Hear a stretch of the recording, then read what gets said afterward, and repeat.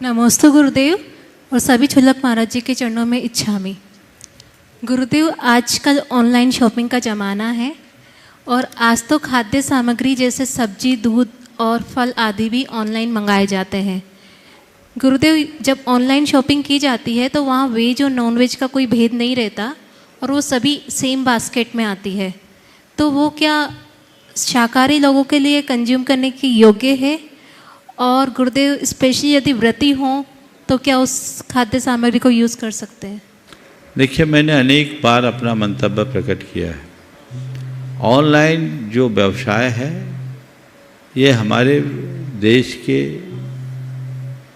भावी स्वास्थ्य की दृष्टि से बहुत खतरनाक है। जिस तरह से ऑनलाइन व्यापार बढ़ रहा है, आने वाले दिनों में बहुतों को बेरोजगार कर देगा, क्योंकि ये सारा व्यापार चंद लोगों के हाथ में सिमट जाएगा।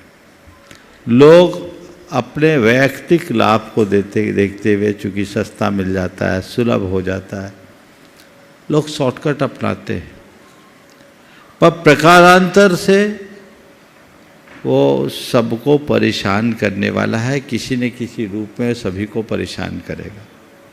इसके परिणाम भयानक होंगे।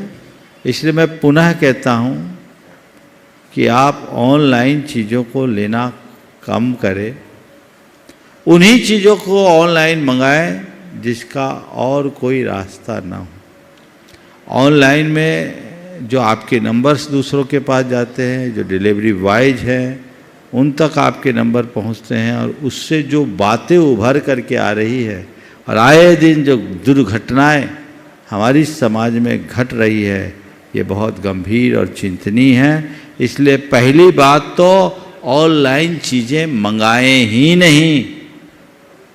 सब लोग संकल्प लो, ताकि हम अगर कोई चीज़ ले रहे हैं, हमारे रुपये 2 रुपये का अगर अधिक भी लग रहा है तो कईयों का पेट पल रहा है। अब लोग आज तो सब्जी भी ऑनलाइन मंगाने लगे। अरे कितने गरीबों का पेट पलता था, उससे उनका रोजी रोजगार होता था।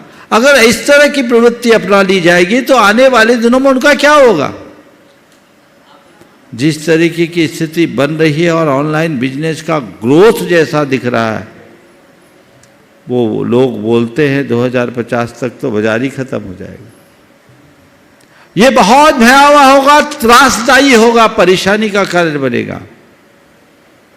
इसलिए इससे बचना चाहिए। दूसरा जो आपने सवाल उठाया कि हम सब्जी और अन्य चीज़ें मंगाते, खाद्य पदार्थ मंगाते हैं, तो जो भी लाते वो एक ही बास्केट में लाते हैं, तो वो तो छूने योग्य भी नहीं है, खाने योग्य कैसे होगी? इसलिए ऐसी चीजें तो मंगानी ही नहीं, चाहे वो मुफ्त में भी दे तो नहीं लेना। हम खुद जाए बाजार, घूम कर आए, उससे हमारी शारीरिक और मानसिक स्वास्थ्य की रक्षा होगी। ऐसी क्यों?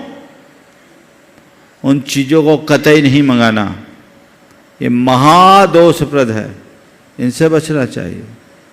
कल चर्चा में कुछ लोग बोल रहे थे कि महाराज जी, आजकल कुछ कंपनियां जो भोजन उपलब्ध कराती है, खाना बेचती है, वो कंपनियां बहुत सस्ता खाना दे देती है।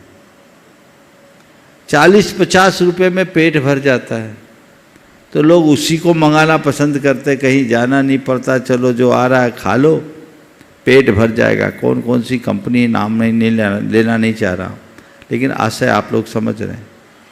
वो मंगा लिए जाते, खा रहे, पेट भर रहा, सस्ता है।